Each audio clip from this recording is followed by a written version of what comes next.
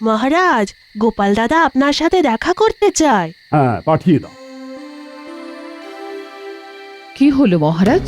গোপাল অসময়ে আপনার সাথে দেখা করতে চাইছে? ওই যে তোমার ভাই, আমার শ্যালক চন্দ্রকেতু এমন একটা ধাঁধা দিয়ে আমাকে ধাঁধিয়ে দিল, তো সেই ধাঁধা থেকে উদ্ধার পাওয়ার জন্যই তো গোপাল এসেছে। আমি দেখেছি। ক্ষমা করবেন মহারাজ, আপনি এইমাত্র যে কথাটা বললেন সেটা আংশিক সত্য। মানে তুমি কি বলতে চাইছো? মানে বলতে চাইছি এটাই যে আপনাকে ধাঁধার উত্তর দেওয়ার জন্য আমি উপযাজক হয়ে এসেছি। কেন? আরে বেশ সুন্দর স্বপ্ন দেখছি, হঠাৎ বেমক্কা আমার স্বপ্নে গোপালের মুখ চলে এলো। ব্যাস ব্যাস, স্বপ্ন হয়ে গেল দুঃস্বপ্ন। এ তো খুব ভয়ঙ্কর কথা মন্ত্রী মশাই। আপনার শয়নে স্বপনে নিদ্রায় জাগরণে সেই গোপালই আসে।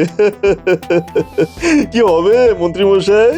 ভাবুন, খুব গভীর ভাবে ভাবুন। এইভাবে তো আপনি শেষ হয়ে যাবেন। কাল কিছু একটা করুন যাতে করে মহারাজ গোপালের উপর খুব রেগে যান। দেখছি কি করা যায়। যাও যাও যাও, ভগবান তুমি বাড়ি যাও, কাল সকালে তোমাকে খবর পাঠাবো। ঠিক আছে মন্ত্রী মশাই, শুভরাত্রি। শুভরাত্রি। কিছু একটা উপায় বার করতেই হবে। দেখি দেখি কি করা যায়।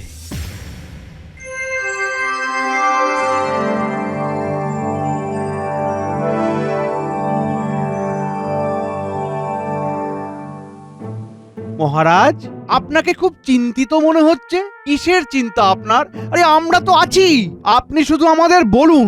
হ্যাঁ মহারাজ, আপনি আমাদের বলুন, আমরা আপনার চিন্তা ঠিক দূর করব। একটা ধাঁধা আমাকে একেবারে ধাঁধিয়ে দিয়েছে। আমার শালা চন্দ্রকেতু একটা ধাঁধা জিজ্ঞেস করেছে, কিন্তু আমি তো এর মাথা মুন্ডু কিছুই বুঝতে পারছি না। আপনি বলুন, আমি ধাঁধার উত্তর দিচ্ছি। একটা বড় বিছানা, তাতে কেউ শোয় না। সাদা সাদা জুঁই ফুল, তাদের কেউ তোলে না। বাহ, ধাঁধাটা তো বেশ। একটু ভাবি, ভাবলেই ঠিক আসল উত্তরটা বেরিয়ে আসবে। কি মন্ত্রী, বলো উত্তরটা। আমাকে একটু ভাবতে দিন মহারাজ। আমার ভাবা হয়ে গেছে মহারাজ, উত্তরটা বলবো? না না না, মহারাজ আমাকে উত্তর দিতে বলেছে, তোমাকে না। তুমি কিভাবে লোক হাসাবে সেটা ভাবো। ঠিক আছে মন্ত্রী মশাই, ভাবা আপনার কাজ, আপনি ভাবুন, আমি আর ভাববো না। মন্ত্রী মশাই ভাবতে বসেন মহারাজের ধাঁধা। ভাবতে ভাবতে তিনি হয়ে যাবেন নিজেই একটা হাঁদা। কি হচ্ছে সভাকবি? আমার কোনো সম্মান নেই, তুমি আমাকে হাঁদা বললে? মহারাজের ধাঁধা বানিয়েছে হাঁদা। কি মন্ত্রী, মাথায় কিছু এলো না ধাঁধাতে একেবারে হাঁদা হয়ে গেলে? একটা কথাই আমাকে ভাবাচ্ছে মহারাজ। কি ভাবাচ্ছে তোমাকে? এইটাই ভাবাচ্ছে যে বড় বিছানা থাকা সত্ত্বেও কেন কেউ শোয় না। বিছানাতে বোধহয় বিচুটি পাতা চূর্ণ আছে, তাই না মন্ত্রী মশাই? তুমি একটু থামো দেখি, তোমাকে কে ফটফট করতে বলেছে? বলেছি না তুমি এই সব বিষয় নিয়ে মোটেও ভাববে না। আমার তো ভাবা হয়ে গেছে, ভাবতে ভারী বয়েই গেছে। বাহ বাহ বাহ গোপাল, বললে তুমি বেশ। তোমার মধ্যে ছন্দ বাণী আসছে শেষমেশ। এই এই আহা, আরে তোমরা থামো তো, খালি বিরক্ত। সকাল থেকে আমার পেছনে লাগা ছাড়া তোমাদের আর কোনো কাজ নেই না? কত কিছু করার আছে বাকি। মন্ত্রী মশাই, আপনি দেখতে পান না নাকি? মন্ত্রী, তোমার মাথাটা না বড্ড মোটা। না, তোমার দ্বারা কিছুই হবে না। একটা ধাঁধা তাও পারছো না, তাহলে তোমাকে রেখে আমার লাভ কি? কি করতে এসেছিলাম আর কি হচ্ছে? গোপালকে অপদস্থ করতে গিয়ে নিজেই ল্যাজে গোবরে হচ্ছি। মহারাজ, ধাঁধার সমাধানের থেকে অনেক বেশি গুরুত্বপূর্ণ কাজ আছে, সেগুলো এখন ব্যাহত হচ্ছে। ওই মন্ত্রী মশাইয়ের হাওয়া শেষ। তার মানে মন্ত্রী মশাই, আপনি ধাঁধাটার সমাধান বার করতে পারলেন না। তুমি পেরেছো তো? ও আমার অনেকক্ষণ আগেই ভাবা হয়ে গেছে। আপনার থেকে আমার মাথাটা খুব তেজ চলে, বুঝলেন? গোপাল ভাঁড়ের মাথা বলে কথা। গোপাল, তুমি যখন ভেবেছো তখন তুমি বলে দাও। ক্ষমা করবেন মহারাজ, আমি এই ধাঁধার উত্তর আজ এই সভায় দেব না। সভা শেষে আপনাকে একান্তে জানাবো। গোপাল, এই গোপনীয়তা কেন? বিজ্ঞানী, এই একটু আগে মন্ত্রীমশাই সভায় সবার সামনে আমাকে এই বিষয়ে কোনো কথা বলতে বারণ করেছে। মহারাজও সমর্থন করেছেন, তাই আজ রাজআজ্ঞা পালন না করে থাকি কি করে? ঠিক আছে, সভা শেষ হবার পর তুমি আমায় ধাঁধার উত্তর দেবে। ঠিক আছে মহারাজ।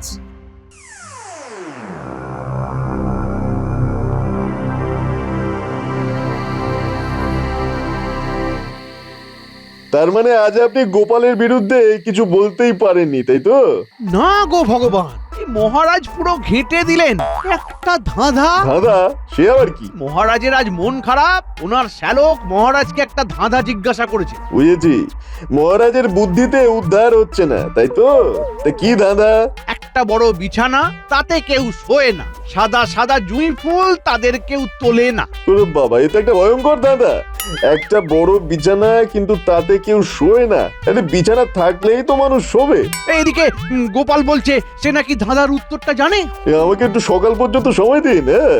আমি ধাঁধার সমাধান ঠিক বার করে ফেলবো, হ্যাঁ মন্ত্রী মশাই। ও ঠিক আছে, তাহলে তাহলে কাল সকালে রাজসভায় যাবার আগে তোমার কাছে আসবো। তোমার থেকে ধাঁধার সমাধানটা শুনে তারপর রাজসভায় যাব।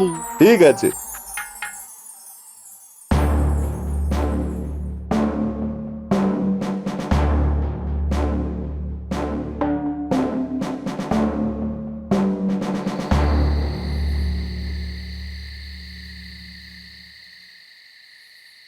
মহারাজ, গোপাল দাদা আপনার সাথে দেখা করতে চায়। হ্যাঁ, পাঠিয়ে দাও। কি হলো মহারাজ? গোপাল অসময়ে আপনার সাথে দেখা করতে চাইছে? ওই যে তোমার ভাই, আমার শ্যালক চন্দ্রকেতু এমন একটা ধাঁধা দিয়ে আমাকে ধাঁধিয়ে দিল, তো সেই ধাঁধা থেকে উদ্ধার পাওয়ার জন্যই তো গোপাল এসেছে। আমি ডেকেছি। ক্ষমা করবেন মহারাজ, আপনি এইমাত্র যে কথাটা বললেন সেটা আংশিক সত্য। মানে তুমি কি বলতে চাইছো? মানে বলতে চাইছি এটাই যে আপনাকে ধাঁধার উত্তর দেওয়ার জন্য আমি উপযাজক হয়ে এসেছি। ঠিক আছে, ঠিক আছে, এখন বলো। আপনার ধাঁধার সমাধান হলো আকাশ।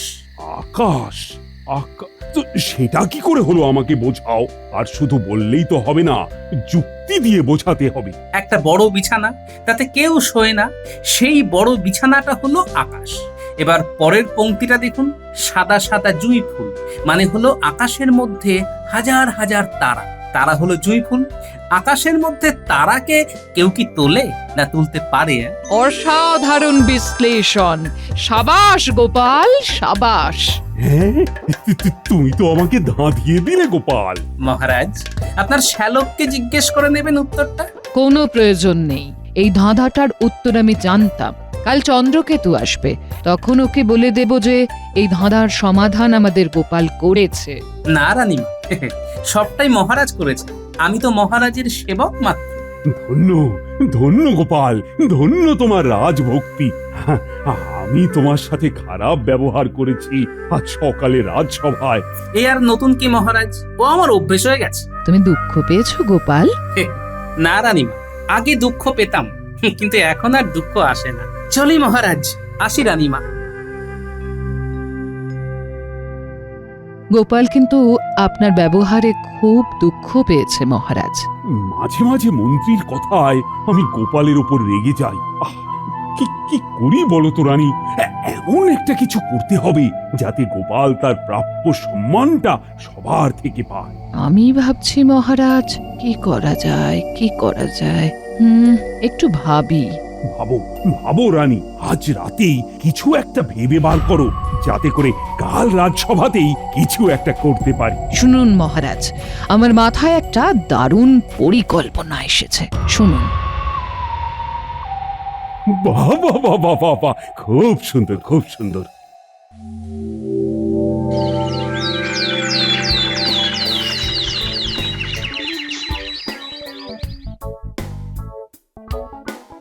দাও গো গিন্নি, দাও, নাকে মুখে গুঁজে রাজসভাতে যাই।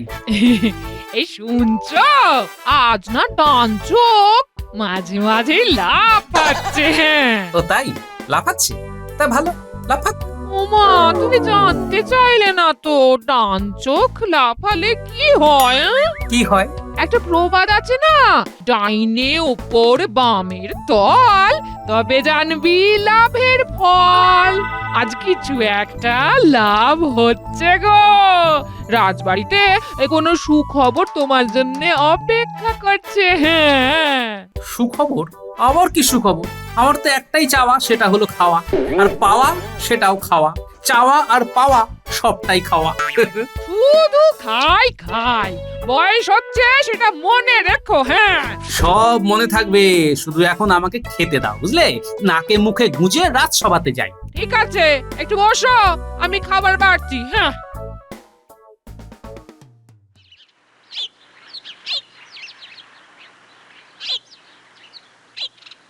ভগবান, এই ভগবান আছো নাকি?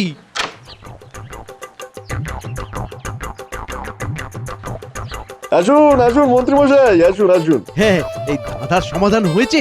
হয়েছে মন্ত্রীমশাই। আকাশ। আকাশ? বাহ বাহ বাহ বাহ বাহ বাহ, বাহ! আকাশ আকাশ! আরে ও মন্ত্রীমশাই, আরে পুরোটা না শুনে চলে গেলেন যে। আরে ও মন্ত্রীমশাই, আরে যা বাবা। আরে আরে মন্ত্রীমশাই, কি হলো, ছুটছেন কেন? আকাশ আকাশ! কি হলো বিজ্ঞানী? মন্ত্রীমশাই কি পাগল হলেন নাকি? কি জানি, চলো দেখি গিয়ে মন্ত্রীমশাই আকাশ আকাশ বলে চিৎকার কেন করছিলেন। চলো চলো।